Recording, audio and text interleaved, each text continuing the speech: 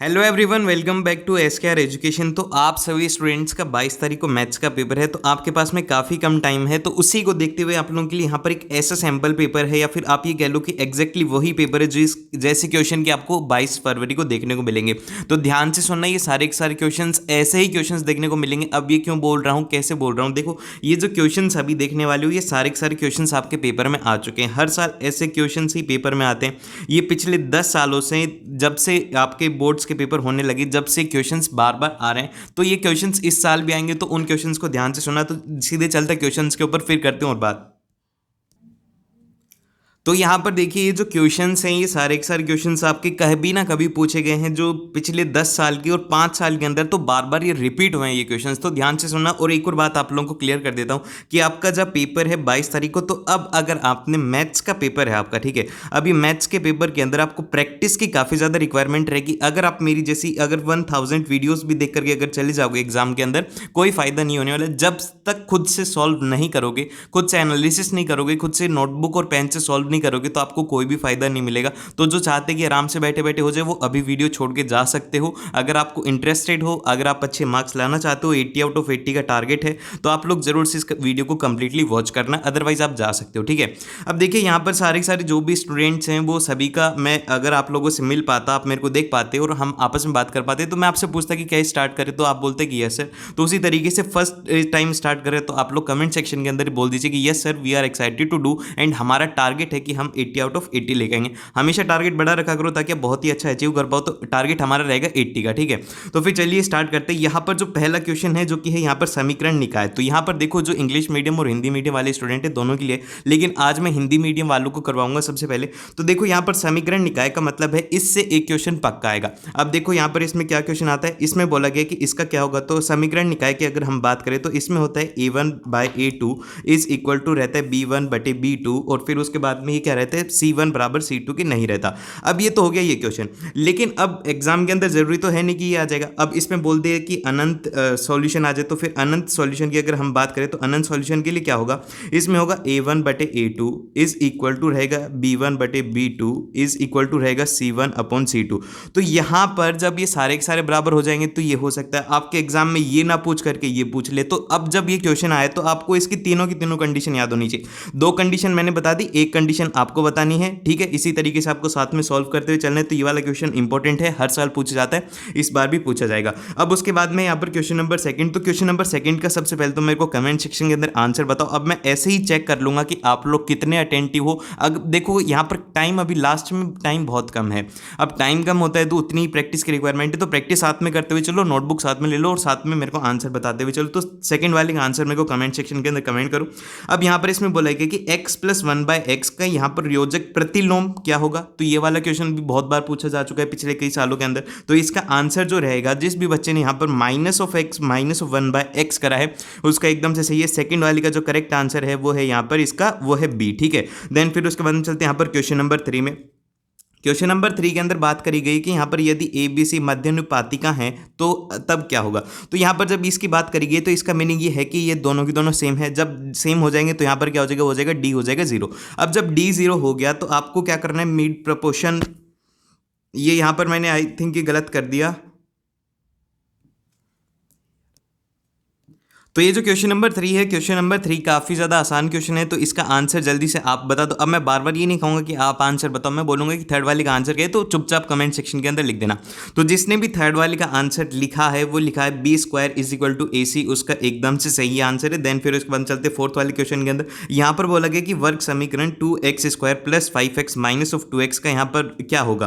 तो यहाँ पर इसको सॉल्व करना है, आपको काफ़ी ज़्यादा आसान रहेगा। तो इसको सॉल्व करो और इसका जल्दी से आंसर बताओ। इसका जो आंसर रहेगा, इसका आंसर रहने वाला है 225।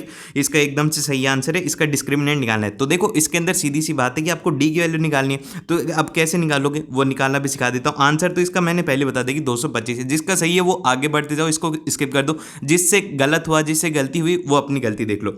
अब देखो, यहाँ पर डी की बात करें, तो डी क्या होता है, वो होता है b² - 4ac। तो अब ये होता है, अब इसमें वैल्यू कैसे निकालेंगे हम। अब सबसे पहले तो ये वाली जो इक्वेशन है, इसको कंपेयर करेंगे ax² + bx + of C is equal to 0, ठीक है, ये हो गया। अब उसके बाद में यहाँ पर ए की वैल्यू क्या है, अब ए की वैल्यू लिख लेना एग्जाम के अंदर, रफ के अंदर की ए की वैल्यू 2 है, बी की वैल्यू यहाँ पर 5 है और सी की वैल्यू क्या है, वो है यहाँ पर -25। अब उसके बाद में बस सिंपल से क्या करना है, इसके अंदर वैल्यू पुट करनी है। वैल्यू जब पुट करेंगे तो यहाँ पर ये क्या हो जाएगा, ये हो जाएगा 5 का स्क्वायर -4 इंटू ए कितना है, ए है यहाँ पर 2 और सी कितना है, सी है यहाँ पर -25। तो जब इसे सॉल्व करेंगे तो हो जाएगा 25 और यहाँ पर जब ये करोगे तो ये हो जाएगा 100 इंटू 2 मतलब ये हो गया 200। तो इसका जो आंसर आएगा वो आएगा 225। तो यहाँ पर गलती क्या करी होगी बच्चों ने, इसमें गलती जो आप लोगों ने करी होगी वो ये करिए कि इसमें -25 को इग्नोर कर दिया। तो ऐसी गलती एग्जाम के अंदर ना हो तो थोड़ा ध्यान रखना, कैलकुलेशन के अंदर थोड़ा ध्यान रखना। अब उसके बाद में चलते हैं क्वेश्चन नंबर 5। क्वेश्चन नंबर 5 के अंदर बोला गया कि 5000 के टेलीविजन का मूल्य 10% दर से 2 वर्ष बाद क्या होगा। तो इसके अंदर सिंपल से आपको ये कहा गया है कि हर साल में एक जो आपने खरीदा वो खरीदा 5000 में और उसका क्या हो रहा है कि हर साल 10% उसकी वैल्यू घट रही है। तो आपको निकालना है कि 10% कितना होगा 5000 का। जब कभी भी किसी का प्रतिशत निकालना हो कि उसका कितना प्रतिशत होगा तो सिंपल से क्या करना है कि यहाँ पर 5000 है, 5000 को ऐसे लिख देना है और कितने प्रतिशत है बोला गया 10%, तो 10 से मल्टीप्लाई कर दो और प्रतिशत को हटाने के लिए क्या करना होता है 1/100 से गुणा करना होता है। बस हमेशा जहाँ कहीं पर भी अगर प्रतिशत दिखे तो क्या करना होगा, प्रतिशत को हटाने के लिए 1/100 से गुणा कर देना है। बस ये वाली इंपॉर्टेंट बात है प्रतिशत को अगर कन्वर्ट करना है तो। अब उसके बाद में जब इसे सॉल्व करेंगे तो 1 0 से 1 0 कट गया और यहाँ पर ये 1 कट गया, तो यहाँ पर ये कितना आ गया, ये आ गया 500, ठीक है। अब उसके बाद में हर साल में 500 होता है तो 2 साल की बात करी गई, ये तो कितना हो गया, ये हो गया 1 वर्ष की बात, ठीक है। अब बात करें 2 साल की, तो 2 साल के अंदर कितना होगा, 2 साल की अगर हम बात करें तो 2 साल के अंदर हो जाएगा 1000 रुपये, ठीक है। 1000 रुपये उसकी क्या होगी, वैल्यू डाउन होगी। तो अब न्यू वैल्यू क्या होगी, अब स्टार्टिंग के अंदर जब उसने खरीदा था 5000 थी, अब उसके बाद में बोला गया कि नई कितनी होगी। तो आप जब इसको देखोगे यहाँ पर तो इसमें कितना आएगा, वो आएगा 5000, बट ये यहाँ पर अगर बात करें 5000 माइनस ऑफ यहाँ पर कितना हो जाएगा 1000, ठीक है। अब उसके बाद में आपको सिंपल सा बताना है कि ये इसका आंसर आ गया। देन फिर उसके बाद में चलते हैं यहाँ पर क्वेश्चन नंबर 2 और क्वेश्चन नंबर 2 का आंसर जल्दी से बता दो, अब बार बार नहीं बोलूंगा। क्वेश्चन नंबर 2 के अंदर बोला गया है कि यहाँ पर 6 प्रकार की संख्याओं का समांतर माध्य क्या होगा।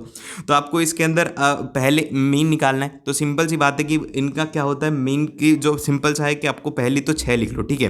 पहले 6 लिखने, ये हो जाएगा 1 2 3 4 और यहाँ पर 5 और ये हो गया 6, ठीक है। अब उसके बाद में इनका निकालना है तो आपको क्या करना होगा, सबसे पहले तो इन सभी को जोड़ दो, 1 2 3 से लेकर के 6 तक इनको जोड़ दो और फिर डिवाइड बाय मतलब कितने हैं, ये है 6, तो ये आ गया इनका माध्यांतर। तो आप बताओ कि इसका क्या होगा, इसका आंसर क्या होगा, इसका फर्स्ट वाले का आंसर इसमें क्या है, जल्दी से बताओ।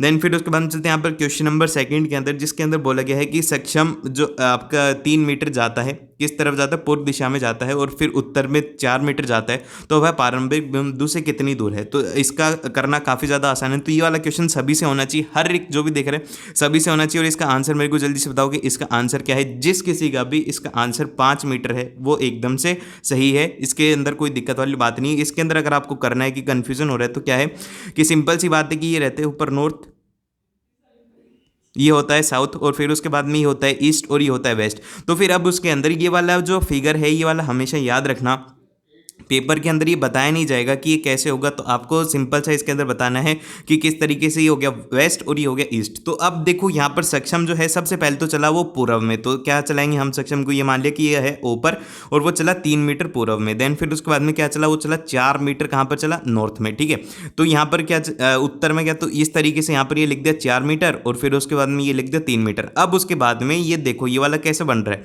अब इसको यहाँ पर जब ज्वाइन करोगे तो ये क्या बन गया, ये बन गया राइट एंगल ट्रायंगल। तो अब इसके अंदर कौन से लगेंगे, इसके अंदर लगाएंगे पाइथागोरस दादा को याद कर लिया करो जब कभी भी राइट एंगल दिखे। तो पाइथागोरस दादा क्या बोलते हैं, यहाँ पर ही हो गया ए बी नाम दे देते हैं इसको।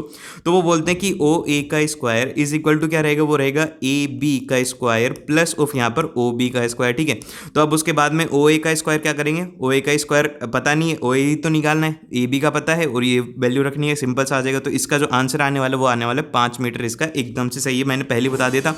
अब चलते क्वेश्चन नंबर 3 का भी आंसर जल्दी से बता दो। इसके अंदर बोला गया कि एक वृत्त का व्यास 16 सेंटीमीटर है तो उसकी त्रिज्या कितनी होगी। तो यहाँ पर सिंपल सा है कि आपको बोला गया है उसकी, तो यहाँ पर हमेशा याद रखना कि d इज इक्वल टू रहता है 2r, मतलब यहाँ पर ये क्या है, ये है आपके त्रिज्या और यहाँ पर ये क्या है, ये है वृत्त का व्यास, ठीक है। तो यहाँ पर सिंपल सा है कि आपको दिया गया है कितना ही है 16 इज इक्वल टू 2r, तो r की वैल्यू यहाँ से आ जाएगी, वो आ जाएगी 8 सेंटीमीटर। तो ऐसे आसान क्वेश्चन आने वाले हैं कल भी एग्जाम के अंदर।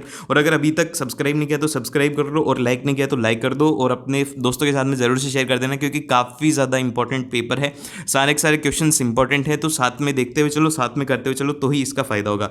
अब उसके बाद में बात करी गई कि 1/cos² theta plus of 1/sec² theta की वैल्यू क्या होगी। ठीक है, अब इसको सॉल्व करने का तरीका काफ़ी ज़्यादा आसान है कि आपको यहाँ पर याद करना होता है पंडित बद्री प्रसाद को। 2-3 तरीके के बाबा सिखा दूंगा जो कि आपको हेल्प करेंगे कल एग्जाम में। एक तो हो गया यहाँ पर पंडित बद्री प्रसाद, ठीक है, यहाँ पर पंडित है, इनको याद करना है, पंडित बद्री प्रसाद हर हर बोले। तो यहाँ से आपको याद रखना है कि जो साइन थीटा रहता है वो रहता है P/H, ठीक है। उसी के बाद में यहाँ पर रहता है कोस थीटा, कोस थीटा क्या रहता है, वो रहता है B/H, और उसके साथ में जो टेन थीटा है, टेन थीटा रहता है P/B। अब उसके बाद में इनका जो, अगर इन सभी का उल्टा कर दें, साइन थीटा का अगर उल्टा कर दें तो ये बन जाता है यहाँ पर कोसेक थीटा। अब कोसेक थीटा क्या हो गया, वो हो गया 1/sin थीटा।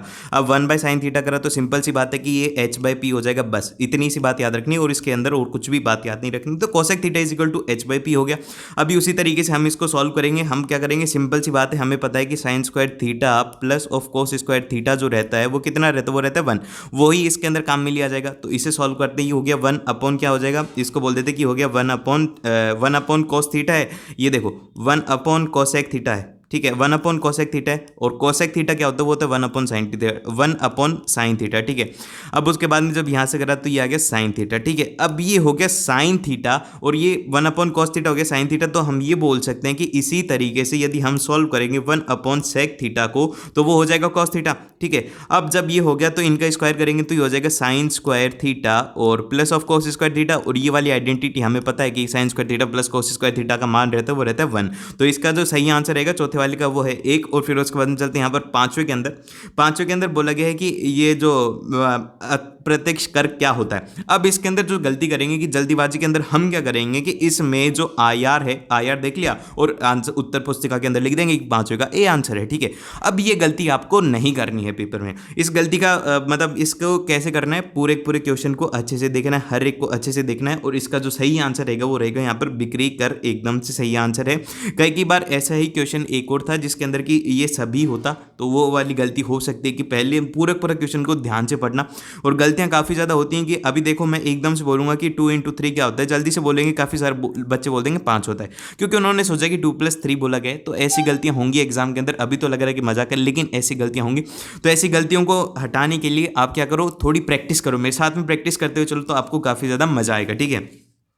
अब उसके बाद में आते हैं कि यहाँ पर रिक्त स्थान की पूर्ति करनी है आपको। तो यहाँ पर इसमें बोला गया कि सदैव समरूप होंगे। तो किस तरीके के समरूप होंगे, तो इसके अंदर बात करें हम समबाहु, तो यहाँ पर क्या होगा, समबाहु होगा इसका उत्तर। और इसी तरीके से दूसरे वाले का, तीसरे वाले का, चौथे वाले का, पांचवे वाले का। पहले उत्तर खुद से बताओ, फिर मैं इनके उत्तर जल्दी जल्दी बता देता हूँ। दूसरे वाले का उत्तर रहेगा जो रहने वाला है वो रहे धसारा, ठीक है। इसका आंसर याद कर लेना, धसारा इसका एकदम से सही उत्तर है। देन फिर उसके बाद चलते तीसरे के अंदर, तीसरे का जो उत्तर रहेगा वो रहेगा यहाँ पर एक व्रत, इसका एकदम से सही उत्तर है। फिर चलते हैं चौथे के अंदर, चौथे वाले का जो आंसर है वो है यहाँ पर समांतर, ठीक है, समांतर एकदम से सही है इसका। और फिर चलते हैं यहाँ पर पांचवें के अंदर, इसका प्रेम व्यंजक रूप क्या होगा। तो आपको क्या करना है, इनका इसको लिख देना अच्छे से, x × x करोगे तो ये कितना हो जाएगा, हो जाएगा x²। तो यहाँ पर ये क्या आ जाएगा, ये आ जाएगा x² प्लस 1/x, ठीक है। तो ये हो गया इसके उत्तर। देन फिर उसके बाद चलते हैं यहाँ पर प्रश्न नंबर 4, जो कि है यहाँ पर सत्य और सत्य। सत्य और असत्य के अंदर ये गलती मत करना कि आप है ना पूरे इसको लिखो कि अंकों के आधार पर क्षेत्रफल πr² होता है।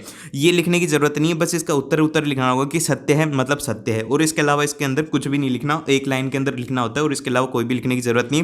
पहले वाले का जो उत्तर है वो है सत्य, असत्य इसका सही उत्तर है। और फिर इसी तरीके से दूसरे, तीसरे, चौथे, पांचवें का उत्तर बताओ। Sine square theta plus cos square theta is equal to -1, क्या ये बात सही है? नहीं भाई, ये तो एकदम से गलत है, ये झूठ बोल रहे हैं। तो इसके लिए असत्य लिख देते हैं, असत्य के लिए लिख देता हूँ। और फिर पांचवें के अंदर बोला गया कि सूचकांक के 5 प्रकार होते हैं। भैया क्या सही बात है? नहीं भाई, ये एकदम से गलत बात है। तो बताओ कितने होते हैं? अब ये 5 नहीं होते तो कितने होते, जल्दी से बताओ। तीसरे वाले का उत्तर क्या होगा? अब ये नहीं है कि ये इसमें ही पूछा जाएगा, अब ये पूछा जा सकता है MCQ के अंदर, बहुविकल्प में भी पूछा जा सकता है कि इसका कितने प्रकार होंगे। तो ये वाला थोड़ा इंपॉर्टेंट है, जल्दी से मेरे को इसका आंसर चाहिए। अब उसके बाद बोला गया कि cot square theta plus of cos square theta is equal to sin square theta होगा। नहीं होगा भाई। अब इसको सॉल्व करके देख लो। इसको सॉल्व करके कैसे देखोगे, cot थीटा को लिख दो, वो लिख दो cos square theta, divided by लिख दोगे sin थीटा, ठीक है, और यहाँ पर क्या हो गया, ये हो गया कॉस थीटा। तो यहाँ पर देखो कि ये हो गया कॉस स्क्वायर थीटा और प्लस ऑफ यहाँ पर हो जाएगा साइन थीटा इंटू क्या हो जाएगा, वो हो जाएगा कॉस थीटा, और डिवाइडेड बाय क्या करेंगे, ये हो जाएगा साइन थीटा। तो क्या ये बात सही है? नहीं भाई, एकदम से गलत है। तो यहाँ पर इसके अंदर ये असत्य है, इसका जो क्या उत्तर रहेगा, इसका रहने वाला है असत्य। ठीक है, अब उसके बाद में चलते हैं यहाँ पर प्रश्न नंबर 5 के ऊपर, जिसके अंदर बोला गया है कि इनकी माध्यिका निकालनी है कि का साथ होगा। तो निकाल करके देख लेते कि क्या भाई इनका साथ होगा। सबसे पहले इनको आप बताओ कि क्या यहाँ पर ये सही बात बोल रहे हैं, गलत बात बोल रहे हैं। खुद से सॉल्व करो, जितना ज़्यादा खुद से सॉल्व करोगे उतना ही ज़्यादा मजा आने वाला है। तो इसका जो सही आंसर रहेगा वो रहने वाला है यहाँ पर सत्य, इसका एकदम से सही उत्तर है। देन फिर उसके बाद में चलते हैं यहाँ पर प्रश्न नंबर जो 5 है, 5 के अंदर बोला गया कि आपको सही जोड़ी बनानी है। तो इसके अंदर ये मत करना कि ऐसे दोनों लिख दिए और इसको ऐसे मिला दिए, इसको ऐसे मिला दिए, इसको ऐसे मिला दिए, इसको ऐसे मिला दिया, ऐसे मिला मिला करके लिख दिया और फिर उसके बाद में हमें लगा कि टीचर को क्या पता लगेगा, हमने तो सारे के सारे सही करे थे। अगर उनको समझ में नहीं आता है तो वो काटा मार देते हैं, बस ऐसे क्रॉस लिख देते हैं और उसके ऊपर लिख देंगे 0 नंबर। तो ऐसी गलतियां मत करना एग्जाम के अंदर, छोटी छोटी गलतियां, पर ऐसी गलतियां बच्चे करते हैं, तो ऐसी गलतियां ना करो। अब यहाँ पर बोला गया कि पी बाई एक्स का योजक प्रतिलोम क्या होगा, तो भैया इसका योजक प्रतिलोम तो यहाँ पर एक ही है, तो इसका उत्तर हो जाएगा minus of P X by Q X. Then फिर उसके बाद देखते हैं यहाँ पर इसके अंदर है कि साइन ऑफ 90 माइनस थीटा, तो साइन ऑफ 90 माइनस थीटा की वैल्यू कितनी रहेगी, वो रहेगी यहाँ पर कॉस थीटा, इसका एकदम से सही उत्तर है। देन फिर साइन थीटा इंटू कॉस एक थीटा, तो इसको याद करने के लिए मैंने अभी भी बताया था, पंडित बद्री प्रसाद को याद करा था, फिर से याद कर लेंगे पंडित बद्री प्रसाद, और यहाँ पर क्या बोलते हैं, हर बोलते हैं। ठीक है, तो अब हर बोलते हैं तो यहाँ पर कोसेक थीटा का रिलेशन निकालना है। कोसेक थीटा का रिलेशन क्या रहता है, वो रहता है 1 बाय साइन थीटा, तो वही लिखेंगे, साइन थीटा है और कोसेक थीटा को क्या लिख देंगे, वो लिख देंगे 1 बाय साइन थीटा। तो यहाँ पर क्या करेंगे, 1 by sine theta into sine theta किया, तो यहाँ से वैल्यू आ गई, वो आ गई 1, तो इसका उत्तर हो गया, वो हो गया एक उत्तर हो गया। देन फिर बोला गया कि 2 4 6 8 का माध्यक क्या होगा, तो इसका माध्यक निकालने का सबसे आसान तरीका है कि आपको क्या करना है, इनको माध्यक निकालना है। क्या करो, इनको सभी को माध्यक निकालने का एकदम से अच्छे से अगर नहीं आते तो सुन लो, सभी को क्या करना है, जोड़ दो। तो यहाँ पर 2 को जोड़ा, 4 को जोड़ो, 6 को जोड़ो और फिर 8 को जोड़ दो, सभी को जोड़ दो और फिर डिवाइड कर दो कि कितने हैं ये, तो इनको गिनो, ये बैठ करके गिनो, ये 1, ये 2, ये 3, ये 4, ऐसे नहीं गिनना है, जल्दी से गिन लो। ये 4 हैं, बटे 4 कर दो और यहाँ से जो इसका उत्तर आएगा वो आएगा 5, 5 इसका एकदम से सही उत्तर है। देन फिर यहाँ पर बोलने का है कि खगोल बोल का आयार, तो ये वाला जो है इसको थोड़ा ध्यान रखना, इसके अंदर खोखले का पूछा है, तो खोखले की अगर हम बात करें तो इस तरीके से रहेगा, वो अंदर से खाली है, तो उसके अंदर क्या होगा कि एक अंतर से, जैसे कि ये पाइप है, पाइप के जैसा ही होता है, तो इसके अंदर आपको याद रखना है कि क्या होता है। सबसे पहले हम बात करें पाई एच, मतलब एच तो होगी उसकी हाइट की, कितना लंबा है वो, और फिर उसके बाद में यहाँ पर बाहर वाला क्षेत्रफल, मतलब कि बाहर की उसकी त्रिज्या कितनी है, वो है R1 बोल देते हैं, R1 स्क्वायर माइनस ऑफ अंदर वाली त्रिज्या जो कि R2 है। तो इसका जो रहेगा आपके पास में आयतन क्या रहेगा, वो रहेगा pi H R1 square minus of R2 square. Then फिर उसके बाद में चलते हैं यहाँ पर रहेगा क्वेश्चन नंबर 6। क्वेश्चन नंबर 6 के अंदर बोला गया है कि ये जो हमारा फिगर है इसके अंदर बोला गया कि AD अपॉन BD की वैल्यू है 3/5 और AC की वैल्यू है 6 सेंटीमीटर और आपको A का मान ज्ञात करना है। तो अब जब यहाँ पे दिया हुआ है कि जो DE है, DE पैरेलल किसके है, वो है BC के। अब जब ये इसके पैरेलल है BC के, तो हम यहाँ से एक बात बोल सकते हैं, हमने पढ़ा हुआ है कि जो AD बटे जो रहेगा BD, और ये किसके बराबर रहता है, वो रहता है AE बटे यहाँ पर किसके रहता है AC, मतलब EC के बराबर। ठीक है, अब यहाँ पर हम क्या मान लेंगे, यहाँ पर हम तो गणित, जो भी गणित लेगा वो तो मानना है, वो रेडी नहीं होगा, इसके अंदर मानना ही सबसे बड़ा होता है। तो हम मान लेते हैं कि AB का मान क्या है, वो है x। तो अब जब AB का मान x है और हमें दिया हुआ है कि AC का मान कितना है, वो है 6 सेंटीमीटर, तो अब जब 6 सेंटीमीटर इस पूरी का है और हमने AE का मान लिया कि वो है x, तो यहाँ पर कितने EC का कितना होगा भाई, EC का कितना होगा, EC की अगर हम बात करें तो वो हो जाएगा 6 माइनस ऑफ x। ठीक है, तो ये हो गया। अब उसके बाद में AD अपॉन BD की वैल्यू हमें दी हुई है, ये देखो यहाँ पर इसकी वैल्यू कितनी दी हुई है, वो दी हुई है 3/5। तो सिंपल सी बात है कि यहाँ पर 3/5 इज इक्वल टू कितना हो जाएगा, हो जाएगा x बटे 6 माइनस ऑफ x। अब उसके बाद में इसे सॉल्व करेंगे तो ये कितना हो जाएगा, ये हो जाएगा 18 minus of 3x is equal to यहाँ पर हो गया 5x। देन फिर यहाँ पर 18 इज इक्वल टू हो गया 8x और यहाँ से जो वैल्यू आएगी वो आएगी 18/8। ठीक है, तो इस तरीके से करना है और इसी तरीके से सॉल्व करना है पेपर के अंदर।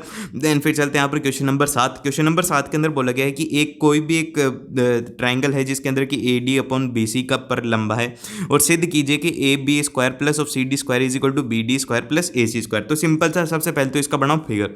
अब फिगर इसका किस तरीके से बनेगा ये बनाना सीखो कि इसके अंदर ये है कि एक है हमारे पास में त्रिभुज, ये बना दिया ABC। ठीक है, अब उसके बाद में यहाँ पर इसको ऐसे लगा दिया। ठीक है, ज़्यादा समझ में नहीं, दिमाग मत लगाया करो, सीधा सा लिख दिया करो कि ये है ABC। अब उसके बाद में यहाँ पर लिख दिया डी, बस इतनी सी बात है और उसके अलावा कोई भी बकवास नहीं है। अब जब ये यहाँ पर क्या है, ये इनको बोलते हैं राइट एंगल ट्राइंगल। तो भैया आप राइट एंगल ट्राइंगल है, सबसे पहले हम बात करें कि triangle A B C D, A B D की बात करें तो अब इस ट्राइंगल ए बी डी के अंदर हम याद करेंगे पाइथागोरस दादा को। पाइथागोरस दादा आते कहेंगे कि A B square is equal to क्या रहेगा बच्चों, वो रहेगा A D square plus of यहाँ पर रहेगा बी डी स्क्वायर। ठीक है, ये होगी हमारी इक्वेशन नंबर पहली। अब उसी तरीके से अब हम करते दूसरी इक्वेशन। दूसरी इक्वेशन क्या लिखते हैं, वो लिखते हैं कि ए सी का स्क्वायर इज इक्वल टू, हम लिखेंगे यहां पर ए डी का स्क्वायर प्लस ऑफ यहां पर हो गया ये डी सी का स्क्वायर। ठीक है, ये हो गई इक्वेशन नंबर सेकंड। अब ये दोनों की दोनों इक्वेशन है, अब क्या करना है, इनको सॉल्व करना है। तो इनको सॉल्व किस तरीके से करोगे भाई, अब इसको सॉल्व करना है तो घटा दो, क्योंकि देखो ये दोनों के दोनों एक जैसे दिख रहे हैं, जब कभी भी एक जैसे दिखे तो घटा दो, तो इसको घटा देंगे। ठीक है, अब इसको इसमें से जब घटाया तो यहाँ पर कलर कम पड़ रहे हैं, तो ये हो गया ए बी का स्क्वायर माइनस ऑफ ए सी का स्क्वायर इज इक्वल टू क्या हो जाएगा, बी डी का स्क्वायर और माइनस ऑफ बी सी का स्क्वायर। ठीक है, अब उसके बाद में ये हो गया, तो ये जो माइनस वाले हैं, माइनस वालों को क्या करेंगे, इधर ले जाएंगे और इस माइनस वाले को क्या करेंगे, इधर ले जाएंगे। तो क्या ये सिद्ध हो रहा है, A B square plus C D square is equal to B D square plus A C square, ये सिद्ध हो रहा है। तो यहाँ पर ये सिद्ध हो गया, ज़्यादा लंबा लिखने की जरूरत नहीं है। देन फिर उसके बाद चलते हैं प्रश्न नंबर 8 के ऊपर, जिसके अंदर बोला गया है कि एक 20 मीटर की सीढ़ी है जो कि यहाँ पर खिड़की तक पहुँचती है, जो कि 15 मीटर ऊंची है। तो आपको सिरे से दूरी ज्ञात करनी है कि कितनी दूरी है। तो आपको सिंपल सा इसका फिगर बनाओ, ऐसे फिगर बन जाएगा इसका। ठीक है, इस तरीके से फिगर बन जाएगा। ये क्या है, ये है हमारी सीढ़ी, और फिर उसके बाद में इसकी कितनी दी हुई है, वो दी हुई है 20 मीटर। ठीक है, और फिर उसके बाद में यहाँ पर दिया हुआ है कि जो उसकी मतलब कि ज़मीन से दूरी कितनी है, वह यहाँ पर 15 मीटर। ठीक है, अब उसके बाद में यहाँ पर सिंपल सी बात है, आपको लगाना है पाइथागोरस। अब पाइथागोरस की अगर हम बात करें, पाइथागोरस जो थ्योरम होती है, पाइथागोरस थ्योरम के अकॉर्डिंग फिर से रहता है कि hypotenuse square is equal to perpendicular square plus base square.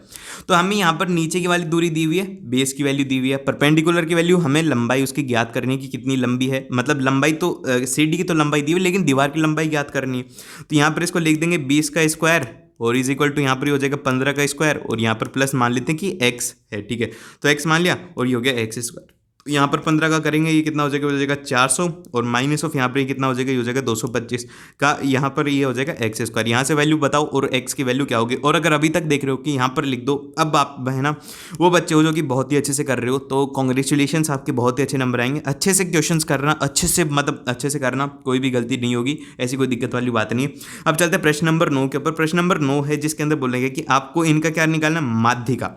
अब देखो माध्यिका निकालने का सबसे आसान तरीका रहता है, जब इसके अंदर क्या है कि उल्टे सीधे दिए हुए हैं, इनके उल्टे सीधे दिए हुए, तो आपको क्रम में लिखना है इनको। अब या तो इनको बढ़ते हुए क्रम में लिख दो या फिर घटते हुए क्रम में लिख दो। आप लिखना है इनको बढ़ते हुए क्रम में। बढ़ते हुए क्रम में लिखने के बाद में माध्यिका का उत्तर मतलब निकालने का क्या रहता है, वो रहता है कि n+1/2 वाह पर स्थान कौन सा होगा। ठीक है, अब यहाँ पर n+1/2 पद कोई सा भी हो सकता है, जो भी हो जल्दी से कमेंट सेक्शन के अंदर कमेंट करो। और आने वाले जो क्वेश्चंस हैं वो इससे भी इंपॉर्टेंट हैं, तो वो भी देख लेना। ये तो इंपॉर्टेंट थे ही, इससे भी काफ़ी ज़्यादा इंपॉर्टेंट वाली नेक्स्ट वीडियो के अंदर है, तो उसके लिए सब्सक्राइब कर लेना ताकि जब भी आए तो आपको पता लग जाए।